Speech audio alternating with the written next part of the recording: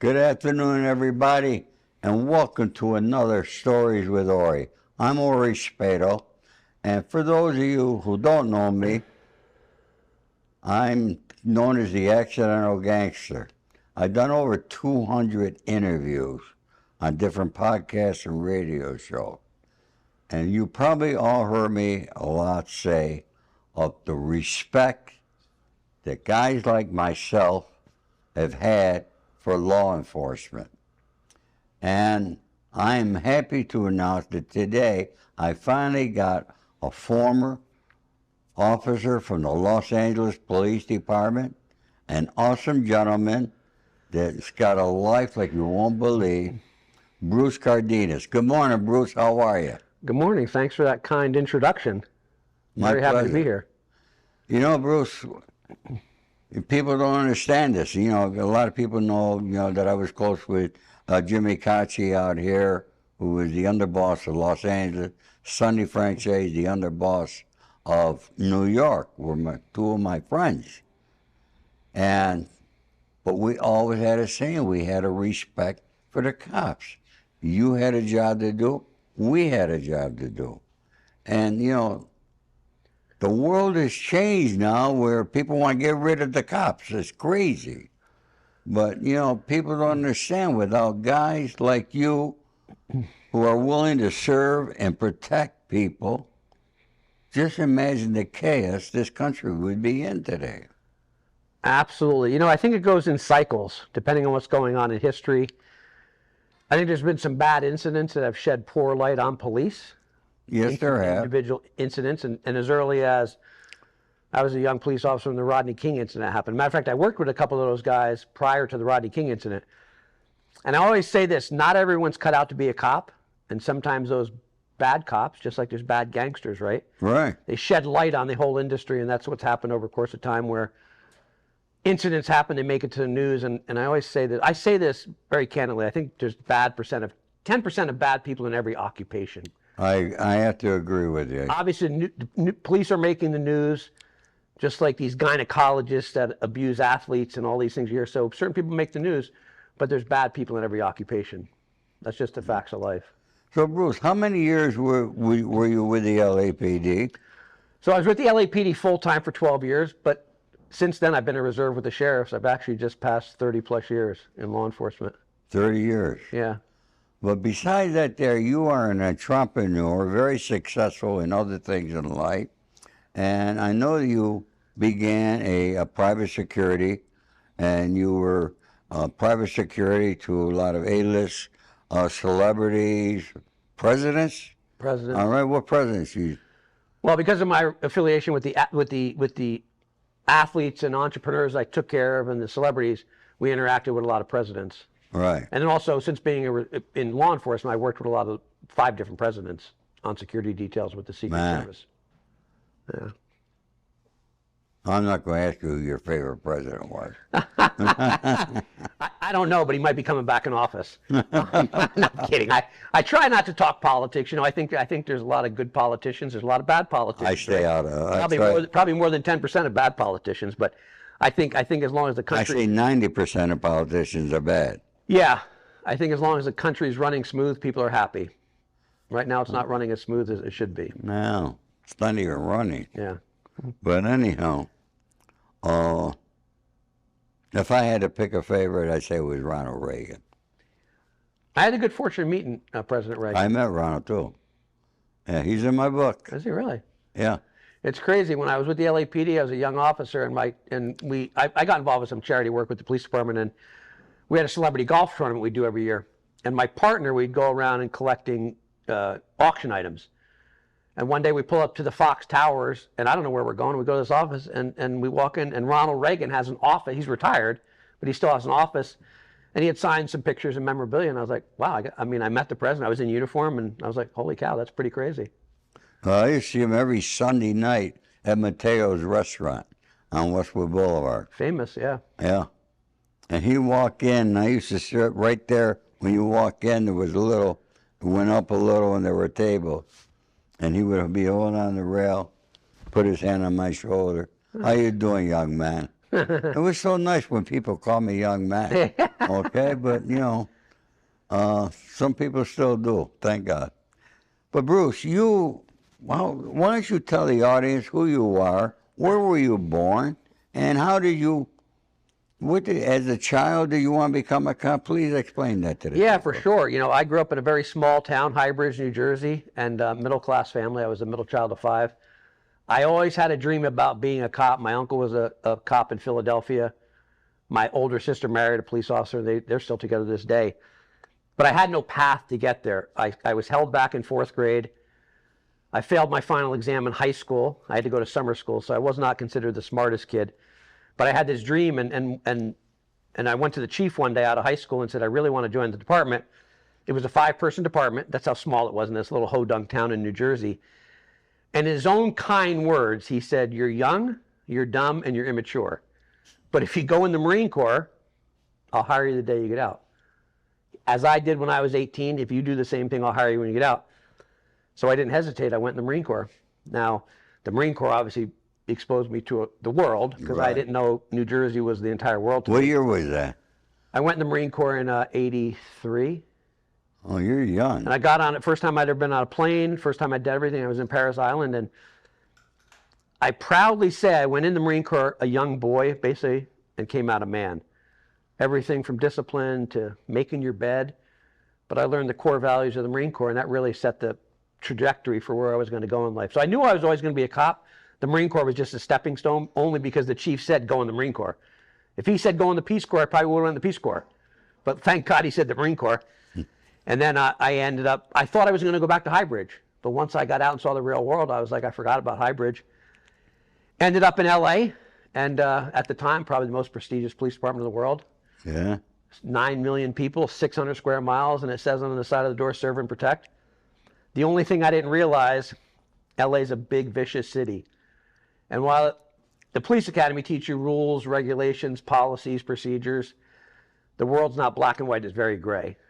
And once I got out in the real world, my first training officer exposed me to a lot of things I wasn't used to. You know, the second day on the job, I was on a murder scene, five people dead, a gang shooting, drug deal gone bad. And I also learned valuable lessons on how to treat people. I learned empathy. This may sound pretty crazy, but my first training officer was an old Vietnam vet, kind of a little cynical and jaded because he had so much time on the job. Yeah. Got a little worn out from the city. And he was a little rough on people. And I remember one time we arrested this big white biker all tatted up. And I found myself emulating what my training officer was doing. So I was a little rough with this guy. I was pulling him to the station by his handcuffs. And thank God some young lieutenant pulled me aside and said, "Hey, Bruce, I see you're a little rough with that guy." And I told him what he was doing, he was there for a warrant. And he said, "You know, Bruce, think about that guy. He's someone's uncle, father, brother, cousin." He goes, "Imagine if his son saw you treating him like that over a warrant." And he goes, "I know you work with Bob." He goes, "But Bob needs to retire." He goes, "Bruce," he goes, "I see there's something about you. Everyone likes you. They gravitate towards you. You've got great energy." He goes, "Just choose and understand treating people with empathy and understanding is going to be a real talent." So then I really had to define who I was. And that all people aren't bad. Sometimes people are a paycheck away from a crisis. Yeah. And it really changed how I saw people and how I looked at people. I no longer judged anyone based on anything they did other than, okay, I've just got to deal with the situation. You know, you said something earlier about one of the first cases you went out was 5 bodies. Yeah. And, you know, I don't know how many people have actually seen Crazy. dead bodies. I have. And I don't mean at a funeral parlor or cemetery. Okay, I mean seeing them laying someplace. In your lifetime, that's got to be like an everyday occurrence. It's still etched in I mean, how do you get accustomed? I don't think you ever do, because I remember pulling up and literally there's a body laying next to a car, got shot, and there's another guy, and my training officer said, "Grab the crime scene tape and your log." And that, I have a picture. I should have brought it. It was in the LA Times while I was standing in full uniform. A photographer took a picture. It was in the LA Times, but I never got used to that because someone's literally dead next to you, shot. Like you said, maybe in a funeral parlor, a grandparent, but how often do you see truly a dead body? Right. And brutally murdered too. And how many people, today a lot of people ended up dead in bathtubs. Yeah. Whitney Houston, why are these overdoses happening in bathtubs? I don't know about that. Yeah, that's an interesting Huh? phenomenon, right? I think It's just something I had you to threw me throw off out there, but I know, I threw myself off too. I don't know why I came out with that. listen, I've been on those death calls too. You know, you go to a house, you know, people, a welfare check, they call it. You haven't seen someone in a couple days and you end up going in someone's house and suicide, drug overdose, you know, natural causes, whatever. But Right. horrific, the smell and you can't get rid of that stuff. Well, it's from the LAPD. Yeah. You gone in, you're into nutrition, you're into protein, you got some great product. I love your pizza chips from the company Legendary. Thank you. All right, I'm going to steal a few bags and Yeah, take for them home. sure. That all happened by accident, though. Huh? You're the accidental gangster. I was the accidental nutritionist. That all happened by accident. Well, it's funny. The good things do happen by accident. Yeah, I was doing quite well in the security business, and I serendipitously met the founders of Quest in the gym, Shannon Penna, working out, and became fast friends, and gave me some protein bars at the time to try. And there was something about her story and how excited she was telling me, and I started getting them in celebrities' hands. I was on the set of Extra. I was doing security for all these people, and I'd just get them to the publicists or the assistants, and it just evolved to where 9 months after helping them, Ron, who's the chairman, Shannon's husband, took me to lunch and said, hey, we're stealing from you. You're bringing us all this value and we're not doing anything in return. And I said, yeah, but I get free protein bars. And he laughed. He said, I think you're worth more than protein bars. And actually in my mind, I thought I'm getting a pretty good deal, right? I'm getting protein bars. So they ended up putting me on the payroll, small stipend, and said, keep doing what you're doing. You keep doing the bodyguard thing. This is just a way to thank you. And it really became a passion play. Yeah. It literally became a passion play. It actually became my life's goal. Well, it's something that you love doing. Love doing it. It became my purpose and why. Yeah. I've mentored a lot of young men to stay out of a life of crime. Yeah. And how to get into business. And the most important thing that people don't understand, you know, people get jobs that they hate going to, but they got to work. They got to make it down. But if you want to be in business, you want to be an entrepreneur, find something that you love doing. Because if you love doing it, it's not work. Yeah, correct. Because I love what I'm doing every day. And I'm going to be 80 years old there soon. Wow. But I know. Yeah, it's not. It's if you're fortunate enough to find a passion playing what you love to do, that's a perfect alignment. It doesn't happen often. It don't happen often. Yeah. So what are you going to do with the rest of your life? We're just getting started. You know, we sold Quest and we started Legendary Foods, and we call it. Explain to people what Quest is, because a lot of people. Oh, so Quest Nutrition, Quest protein bars. We that's where I got involved in the nutrition space, and we ended up selling for $1 billion to Atkins. I don't know if you remember the Atkins brand. Atkins Diet. It was a big Atkins Diet, yeah, man. They're still in business? Yeah. Together, they're a powerful company, but we all exited and then started a company, Legendary Foods, the chips you've tried and the pastries, and I call it. Legendary's under that too? No. Legendary's separate. We sold Quest and then started Legendary. Okay. Yeah, there's no affiliation now, but the same founder. But I call it Quest 2.0. I say that all the mistakes we learned at Quest, we have now figured out at Legendary. We don't spend a lot on marketing. We've really streamlined how we do things, and it's going to be a more effective, efficient company than Quest was. It'll probably be bigger in about 3 years. Man, that's awesome. Yeah. So it's become my purpose and why. I still have the bodyguard business, and I have a couple clients I take care of, high-profile people, but not as often. There's only so many hours in a day. I got to go back to police officer now. Were you always in uniform? Did you ever become a detective? You never made it there? No, I didn't. I had no desire. I actually like working uniform. I went on loan a couple times in plain clothes to work with homicide, and worked like I was in the courthouse during the OJ trial because my captain said, "Hey, I think you'd be good on camera." Well, we must have ran across there. I was at the courthouse too. Oh, were you? Yeah, but not for the OJ show. I was for my own. Oh yeah, I might not have seen you, but I was in another courtroom. So I was assigned to the press relations for the period of time after the trial. So I've had other special assignments, but it always goes back to uniform for me. Even now with the sheriffs, I work in uniform. Yeah. Man, I'll tell you what. I remember going to court there. You know, I'm the guy who robbed the L.A. City Jail cable boxes. And that's what I was in court for. But Man, remember going to that court, news teams from all over the world. The courtroom with OJ, Yeah. it was mobbed. Yeah. Never forget that. It's a very unique feeling being in a courthouse, whether you're in trouble or not. It's a very Yeah, you know, I don't have a desire to go to the courtroom. yeah. No one does. No one wants to be in a courthouse. Yeah. Especially in Brooklyn, New York. I'm not going.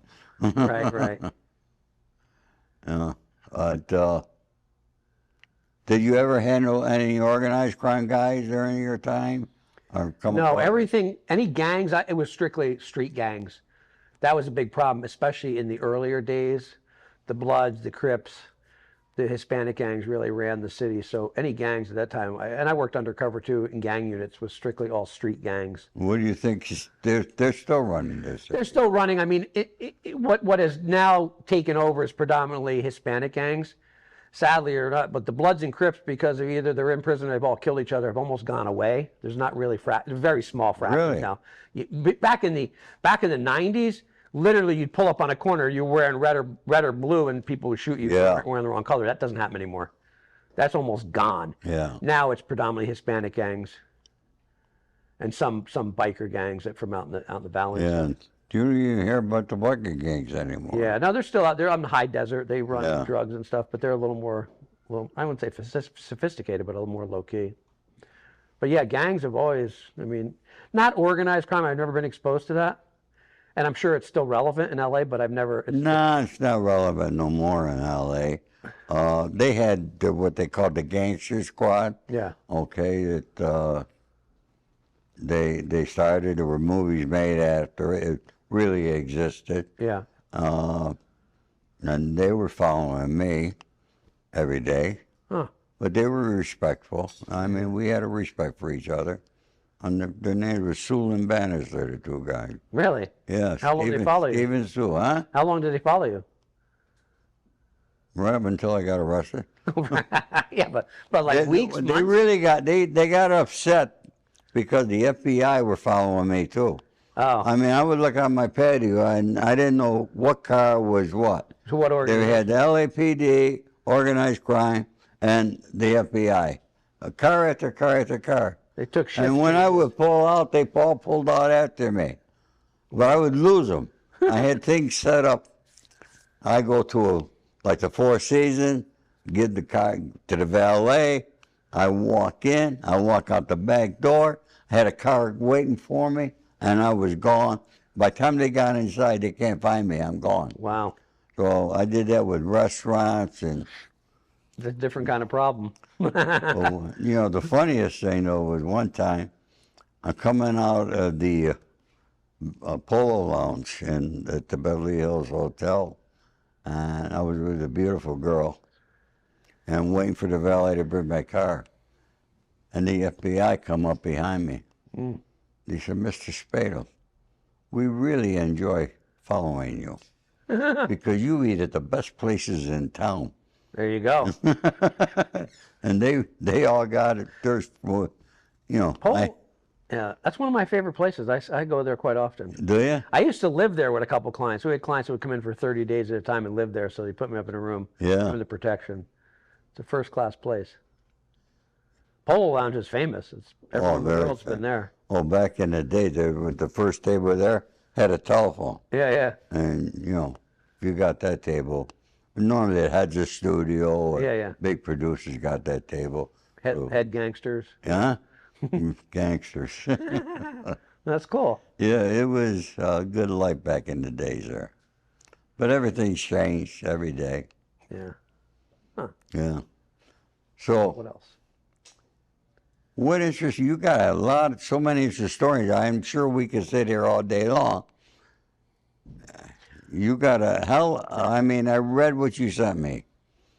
And A lot to digest, I mean, there's a lot to digest there, and the things that you have accomplished, and you're still only 42 years old. Right. All right, still a young man. And what's really funny is you failed the fourth grade. Yeah. I was left behind in the fourth grade. Really? Well, I think the teacher liked me. I think that was the real reason. She wanted me for another year. Yeah, I'm grateful I got out of Highbridge. I mean, yeah, my mother was an alcoholic. I was kept back. I think the only saving grace was my father taught me work ethic. That's what saved me. That's what got me out of there, because I worked hard. I used to he had an electrical contracting business, and I used to go to work with him early on and learned how to work hard. And I figured out, okay, I may not be the smartest, but I know I can work to make money. Like, I have no problem working. So that was a real factor in my life. And the Marine Corps. Hey, you know what? I recommend it. I got to tell you something. Depending on where you are in life, if you're just out of high school or you don't know what you want to do, it's not a bad option. I mean, it sounds kind of funny, right? But the pay was whatever. It might have been 30,000. It was nothing, right? 30,000. Might have been, but three meals, free rent. I mean, I had it going on. I'll be honest with you. And by the way, I always had a side hustle when I was in the Marine Corps. So you either you're partying or you're working out. And I just worked out. And quickly, what I found out, which I guess probably be considered illegal now, I would loan money to people. And on payday, I'd, make my piece. But I ended up literally having a can in my locker that I always had thousands of dollars, because people knew I can go to Cardenas, I need money, because they would just blow it. They drink and party and get tattoos, and I was like, okay, here's a couple $100, but I need $240 back on Friday. Right. And it became a business. You said something, and I joined the Army in 1963. Wow. But if you look at my high school yearbook with my picture, to be a Marine. I always wanted to join a Marine, but I ended up joining the Army. 1963, $74.50 a month I was making then. Really? I ended up stationed in Hawaii. Oh, I had a Schofield barracks. I had an apartment in Waikiki, 1 block from the ocean. I paid $150 a month rent, plus my phone, my utility.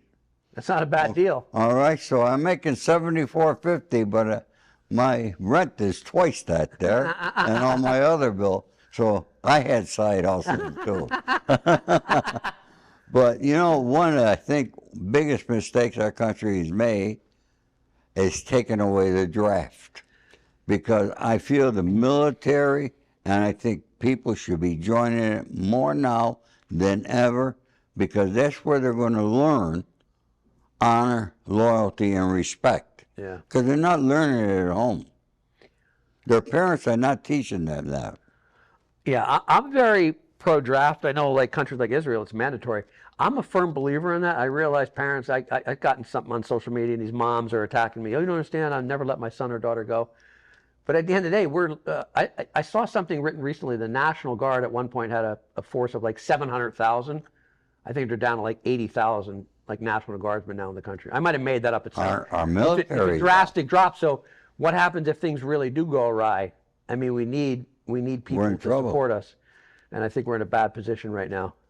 I mean, here it is. We have women in the service now, and the numbers are still down. Yeah. It's no different than law enforcement. People don't want to be police officers now. I think it contributes to the media, how they perceive what's going on. So both those occupations are down a lot, law enforcement and military. And I think the way we're now raising our kids, it's like, I get it, but it's not working. No. Yeah. Well, it's generation after generation. We all want better for our kids. For sure. But the problem is they're all giving too much to their kids. And the kids expect everything to be given to them. And they're not teaching the fundamentals of life. That's just my take, folks. Do you agree or disagree? I mean, I never got in a soapbox, but there's a reason this is a free country. There's people have sacrificed for that, so it doesn't come without a cost. So we do need people to defend it, People, we just had a July 4th holiday. Yeah. Most people don't know what it was really for. Most people, it's a barbecue, yeah. Why we're celebrating. Yeah. To them, it's a holiday. This is or true. sell at the store. Yeah. But, they don't think about the people in the military. Yeah.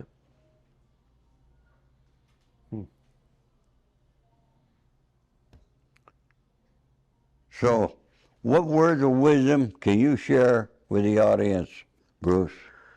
Gosh, where do I start? Well, I'll tell you this. You do acting too, you said? No, I've never acted. Oh. Early on, when I was a cop, one of my friends was a producer, and he had me do some fill-in on some movies. And I said, it's not my calling. I did a couple fill-ins as like a background as a cop. And Yeah. it's not my thing. I did technical advising for weapons. Yeah. That was fun. But I think parting words of wisdom, listen, it's never too late to start a side hustle. I was 48 years old when I met the founders of Quest Nutrition. 48. Most people, they're already set. Their trajectory is already set. They already know what they're going to do with life. So it's never too late to start something. And it really was a side hustle for me. Because people always say, I want to make extra money. And I tell, okay, so listen, you work 9 to 5. What are you doing at 5 o'clock? Get a website, pop something up online, start selling something. Whatever your passion is, find it. You want to start a construction business? You can start it on weekends. It's endless, the opportunities. And by the way, this has been said for 30 years. Whenever, like, I'll give you them when we started Quest. 600 nutrition companies launched that year. 600 around the world. That's a lot. Most failed. But when we started Quest, people said, you guys are crazy. You will not be in business. You're not going to make it. There's too many protein bars out there. And all it really did was elevate the whole category. So whenever someone says, like right now, people will tell you, it's not a good time to get in real estate. There's never a bad time to get in real estate. Never a bad time. There's better times. There's never a bad time to start a business. There's never a bad time to do anything. It's just people find reasons to. It's almost like, well, when my dad's generation, it was easy. It's never been easy. Well, it's never been easier. The problem is people are lazy.